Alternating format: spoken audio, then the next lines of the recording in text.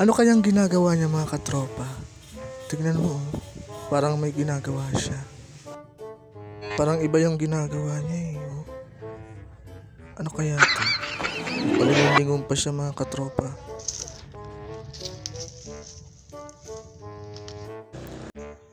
Samahan niyo ako mga katropa peeps. Meron tayong pupuntahan sa kababalaghan sa likod ng eskwelahan. So, ayun.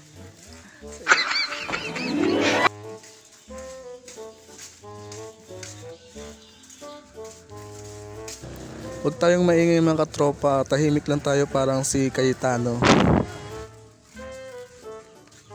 Ayan nga si Ate Ended, may tinatanong sa akin, hindi ko pinapansin gawa nga ng may pupuntahan tayo sa likod ng eskwelahan.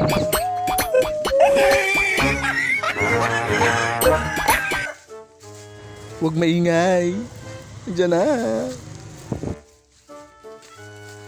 Huwag kayong maingay baka marinig tayo. Oh my God, nakikita ko yung may crack na pala yung cellphone. Kanina pag uwi ko may nakita akong kakaiba. Di ko alam kung anong ginagawa niya kasi misteryoso talaga eh. May something. Nga, misteryoso itong titingnan natin kung sino nga ba ito. Kasi kanina pa siya dyan nasa likod ng eskwelahan. Huwag tayo maingay. Tahimik lang. Parang si Cayetano, tahimik lang. Ayan, sisilipin muna natin mga katropa. Diyan ka lang muna. Oops. Ay, ganyan!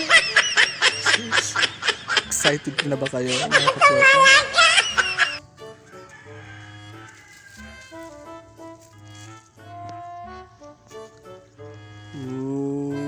Oops! Ayan guys. Ayan naman katropa. Ayan. Up! Ayan. Dahan-dahan lang. Dahan-dahan lang. Huwag tayo maingay. Dahan-dahan lang. Ayan. Ayan. Ayan. Malalaman na natin kung anong ginagawa niya. Ayan. Palingon-lingon pa siya. Oh. Palingon-lingon pa.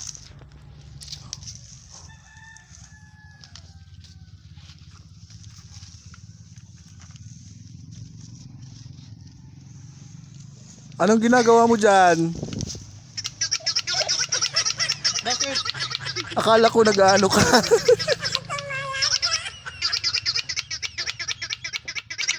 Buwisit ka. Problema? Meron kasi Tunog mo? basta buwisit.